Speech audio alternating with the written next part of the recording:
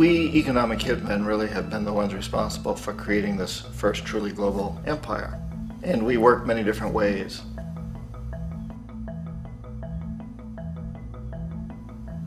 But perhaps the most common is that we will identify a country that has resources our corporations covet, like oil, and then arrange a huge loan to that country from the World Bank or one of its sister organizations.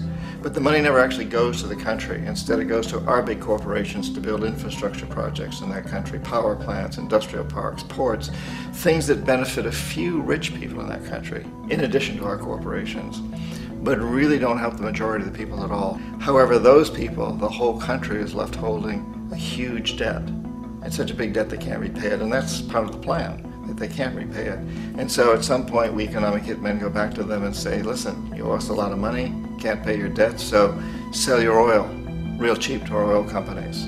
Allow us to build a military base in your country, or send troops in support of ours to someplace in the world like Iraq, or vote with us on the next UN vote.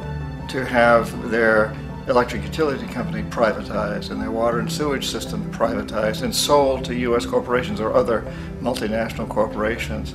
So there was that whole mushrooming thing, and it's so typical of the way the IMF and the World Bank work, that you put a country in debt, it's such a big debt it can't pay it, and then you offer to refinance that debt and pay even more interest. And you demand this quid pro quo, which you call a conditionality or good governance, which means basically that they've got to sell off their resources, including many of their social services, their utility companies, their school systems sometimes, their penal systems, their insurance systems, to foreign corporations. So it's a double, triple, quadruple whammy. The precedent for economic hitmen really began back in the early 50s when democratically elected Mossadegh, who was elected in Iran, he was considered to be the hope for democracy in the Middle East and around the world. He was Time Magazine's Man of the Year. But one of the things that he'd run on and began to implement was the idea that foreign oil companies needed to pay the Iranian people a lot more for the oil that they were taking out of Iran. The Iranian people should benefit from their own oil. Strange policy. We didn't like that, of course. But we were afraid to do what we normally were doing, which was to send in the military. Instead, we sent in one CIA agent, Kermit Roosevelt, Teddy Roosevelt's relative. And Kermit went in with a few $1 million and was very, very effective and efficient. And in a short amount of time, he managed to get Mossadegh overthrown and brought in the Shah of Iran to replace him, who always was favorable to oil. And it was extremely effective. Mobs overflow Tehran. Army officers shout that Mossadegh has surrendered and his regime as virtual dictator of Iran is ended. Pictures of the Shah are paraded through the streets as sentiment reverses. The Shah is welcomed home. So back here in the United States, in Washington, people looked around and said, wow, that was easy and cheap. So this established a whole new way of manipulating countries, of creating empire. The only problem with Roosevelt was that he was a card-carrying CIA agent, and had he been caught, the ramifications could have been pretty serious. So very quickly at that point, the decision was made to use private consultants to channel the money through the World Bank or the IMF or one of the other such agencies, to bring in people like me who worked for private companies, so that if we got caught, there would be no governmental ramifications.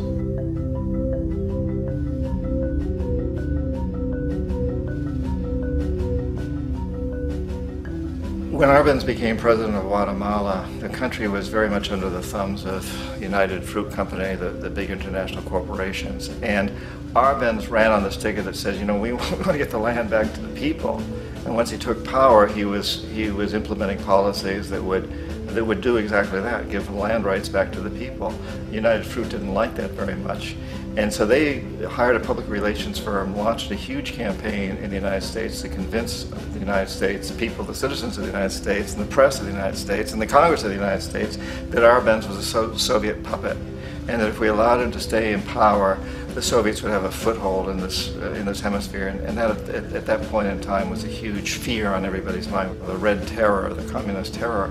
And so, to make a long story short, out of this public relations campaign came a commitment on the part of the CIA and the military to take this man out.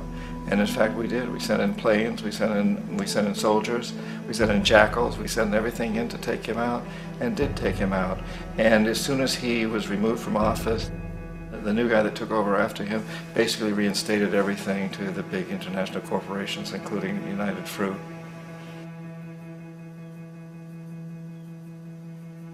Ecuador for many, many years had been ruled by pro-US dictators, often relatively brutal. Then it was decided that they were going to have a truly democratic election. Jaime Roldos ran for office, and his main goal, he said, as president would be to make sure that Ecuador's resources were used to help the people.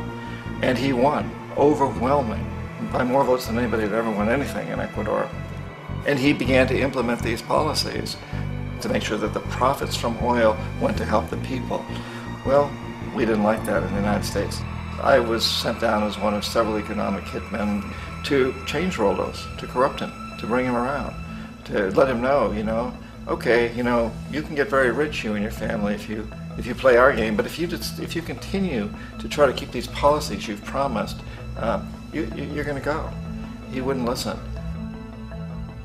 He was assassinated. As soon as the plane crashed, the whole area was cordoned off. The only people allowed in were U.S. military from a nearby base and some of the Ecuadorian military. When an investigation was launched, two of the key witnesses died in car accidents before they had a chance to testify. A lot of very, very strange things that went on around the assassination of Jaime Roldos. I, like most people who've really looked at this case, have absolutely no doubt that it was an assassination. And of course, in my position as an economic hitman, I was always expecting something to happen to Jaime, whether it be a coup or assassination, I wasn't sure, but that he would be taken down because he was not being corrupted. He would not allow himself to be corrupted the way we wanted to corrupt him.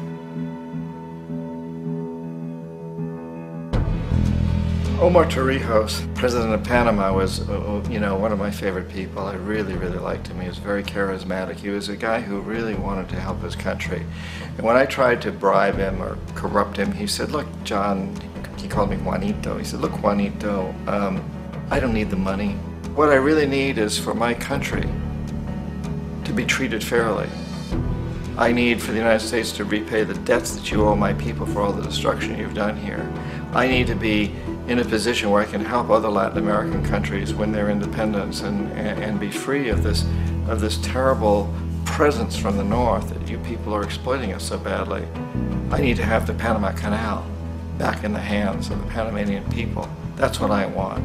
And so, leave me alone. Don't try to bribe me. It was 1981, and in May, Jaime Roldos was assassinated. And Omar was very aware of this.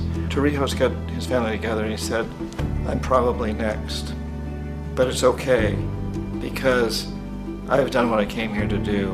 I've renegotiated the canal. The canal will now be in our hands. He just finished negotiating the treaty with Jimmy Carter. In June of that same year, just a couple of months later, he also went down in an airplane crash, which there's no question was executed by CIA-sponsored jackals. Tremendous amount of evidence that one of Torrijos' security guards handed him at the last moment as he was getting on the plane a tape recorder, a small tape recorder that contained a bomb.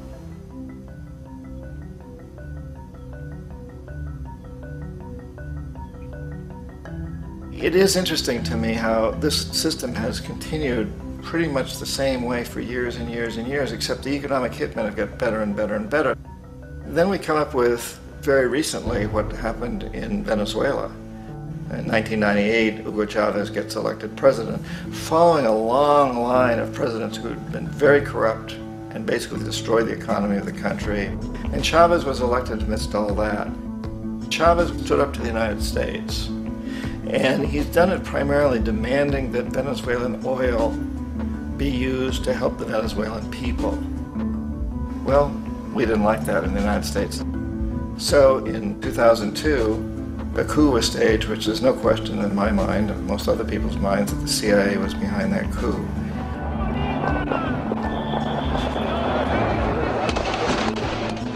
way that that coup was fomented was very reflective of what Kermit Roosevelt had done in Iran, of paying people to go out into the streets, to riot, to protest, to say this Chavez is very unpopular.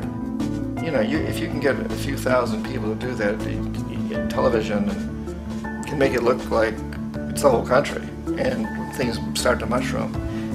Except in the case of Chavez, he was smart enough, and the people were so strongly behind him that they overcame it, which was a phenomenal moment in the history of Latin America.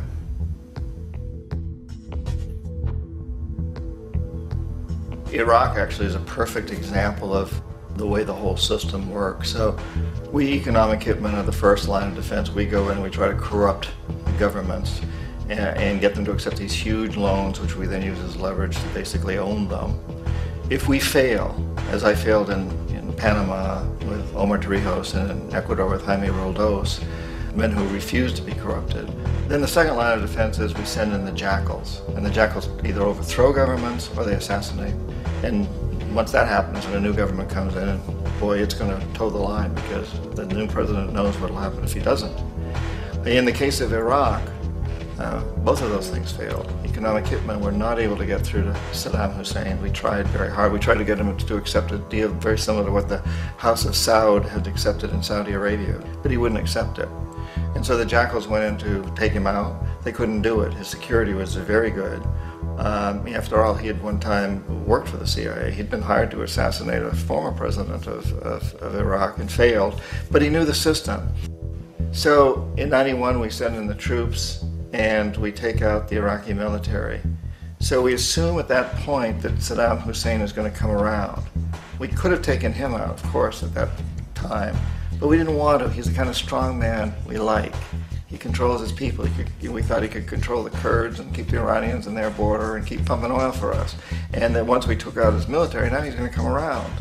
So the economic hitmen go back in the 90s without success. If they'd had success, he'd still be running the country.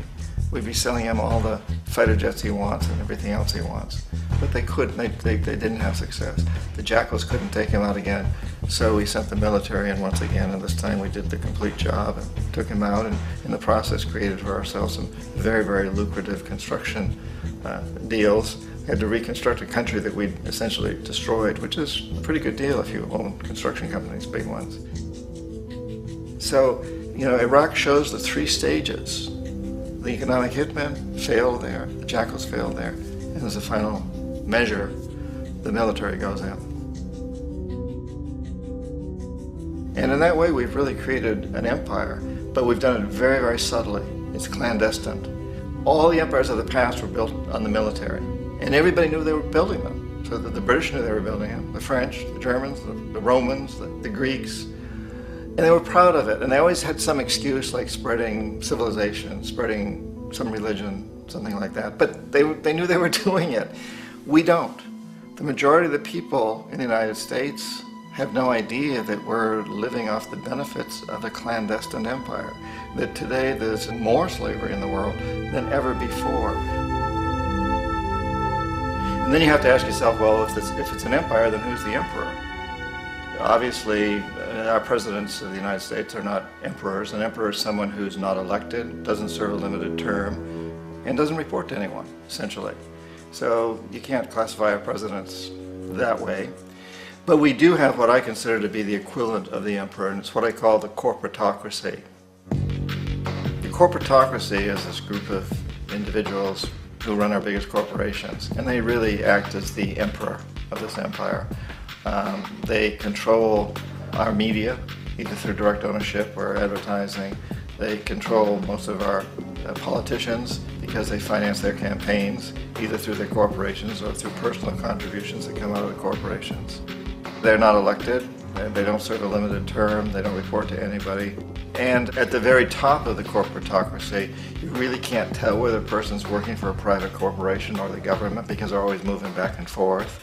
So, you know, you've got a guy who one moment is the president of a big construction company like Halliburton, and the next moment he's vice president of the United States, or the president who was in the oil business. And this is true whether you've got Democrats or Republicans in the office. You have the moving back and forth through the revolving door.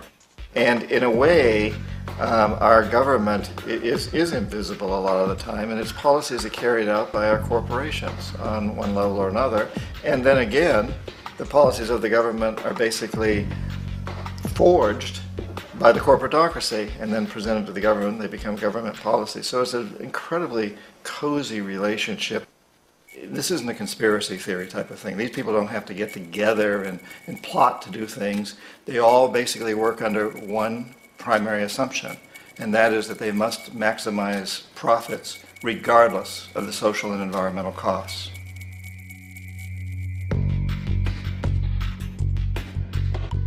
This process of manipulation by the corporatocracy through the use of debt, bribery, and political overthrow is called globalization.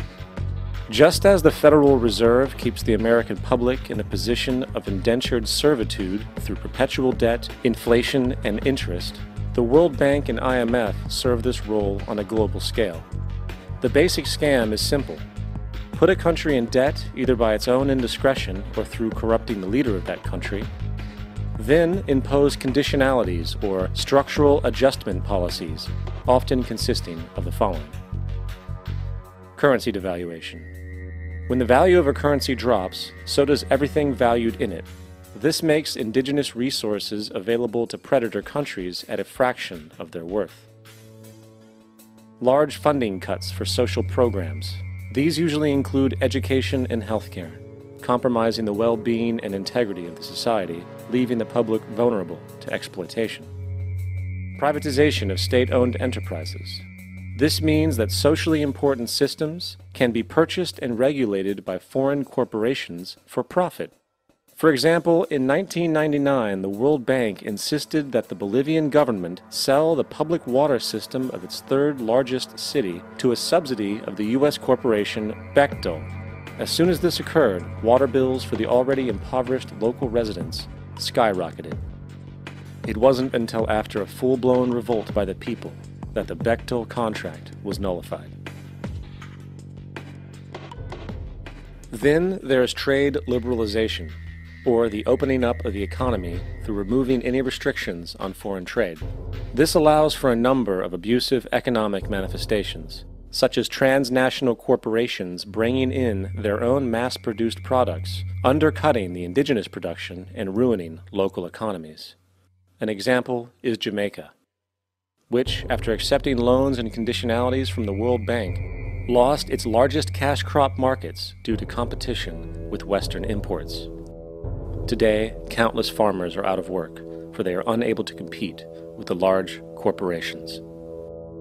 Another variation is the creation of numerous, seemingly unnoticed, unregulated, inhumane sweatshop factories, which take advantage of the imposed economic hardship.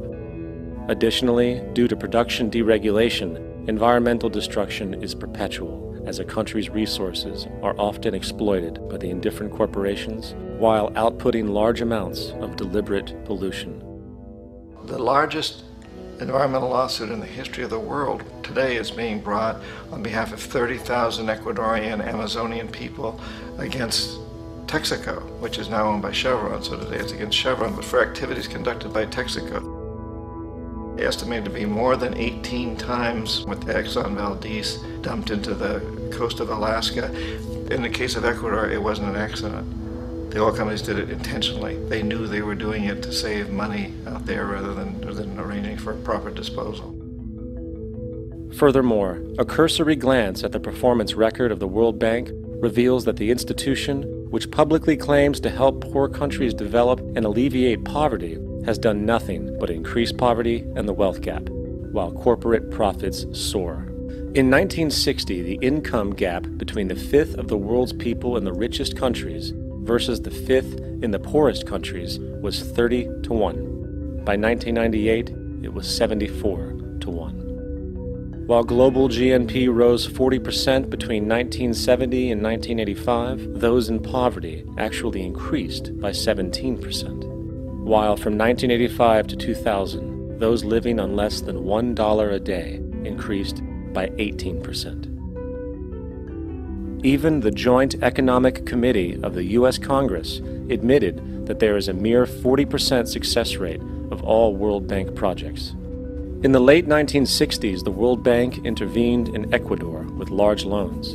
During the next 30 years, poverty grew from 50% to 70%. Under or unemployment grew from 15 to 70%. Public debt increased from 240 million to 16 billion, while the share of resources allocated to the poor went from 20% to 6%. In fact, by the year 2000, 50% of Ecuador's national budget had to be allocated for paying its debts. It is important to understand the World Bank is, in fact, a U.S. bank, supporting U.S. interests. For the United States holds veto power over decisions, as it is the largest provider of capital. And where did it get this money? You guessed it, it made it out of thin air through the fractional reserve banking system. Of the world's top 100 economies, as based on annual GDP, 51 are corporations, and 47 of that 51 are U.S.-based. Walmart, General Motors, and Exxon are more economically powerful than Saudi Arabia, Poland, Norway, South Africa, Finland, Indonesia, and many others. And as protective trade barriers are broken down, currencies tossed together and manipulated in floating markets, and state economies overturned in favor of open competition and global capitalism, the empire expands. You get up on your little 21-inch screen and howl about America and democracy. There is no America. There is no democracy. There is only IBM and ITT and AT&T and DuPont, Dow, Union Carbide, and Exxon. Those are the nations of the world today. What do you think the Russians talk about in their councils of state? Karl Marx? They get out their linear programming charts, statistical decision theories, minimax solutions, and compute the price-cost probabilities of their transactions and investments, just like we do. We no longer live in a world of nations and ideologies, Mr. Beale. The world is a college of corporations, inexorably determined by the immutable bylaws of business. The world is a business, Mr. Beale.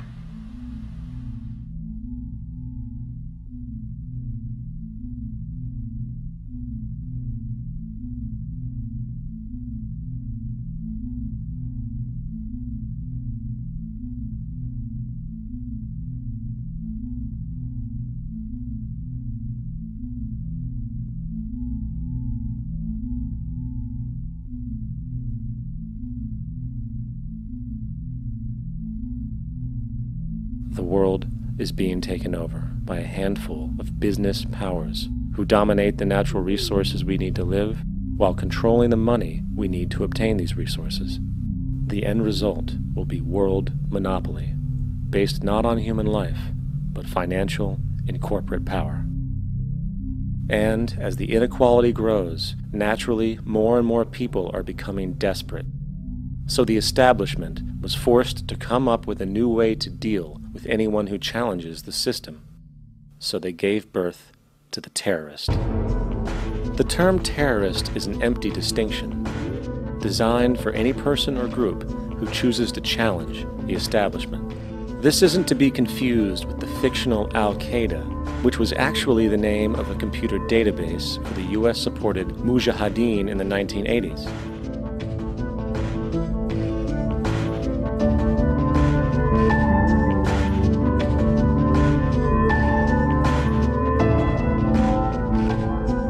In 2007, the Department of Defense received $161.8 billion for the so-called global war on terrorism. According to the National Counterterrorism Center, in 2004, roughly 2,000 people were killed internationally due to supposed terrorist acts. Of that number, 70 were American. Using this number as a general average, which is extremely generous, it is interesting to note that twice as many people die from peanut allergies a year than from terrorist acts. Concurrently, the leading cause of death in America is coronary heart disease, killing roughly 450,000 each year. And in 2007, the government's allocation of funds for research on this issue was about $3 billion. This means that the U.S. government in 2007 spent 54 times the amount for preventing terrorism than it spent for preventing a disease which kills 6,600 times more people annually than terrorism does. Yet, as the name terrorism and Al-Qaeda are arbitrarily stamped on every news report relating to any action taken against U.S. interests, the myth grows wider. In mid-2008, the U.S. Attorney General actually proposed that the U.S. Congress officially declare war against the fantasy. Not to mention, as of July 2008, there are now over 1 million people currently on the U.S. terrorist watch list. These so-called counterterrorism measures, of course, have nothing to do with social protection, and everything to do with preserving the establishment amongst the growing anti-American sentiment both domestically and internationally, which is legitimately founded on the greed-based corporate empire expansion that is exploiting the world. The true terrorists of our world do not meet at the docks at midnight or scream Allah Akbar before some violent action. The true terrorists of our world wear $5,000 suits and work in the highest positions of finance, government, and business. So, what do we do? How do we stop a system of greed and corruption that has so much power and momentum? How do we stop this aberrant group behavior which feels no compassion for, say, the millions slaughtered in Iraq and Afghanistan, so the corporatocracy can control energy resources and opium production for Wall Street profit?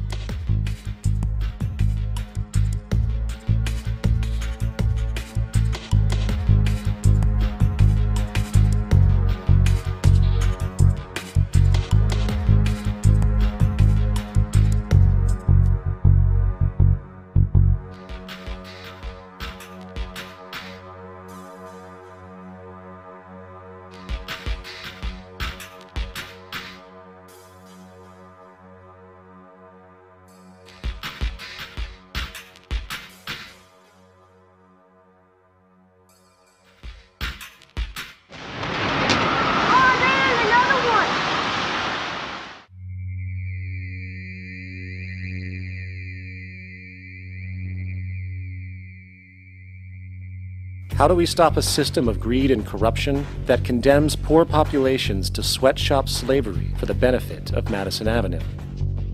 Or that engineers false flag terror attacks for the sake of manipulation? Or that generates built-in modes of social operation which are inherently exploitative? Or that systematically reduces civil liberties and violates human rights in order to protect itself from its own shortcomings?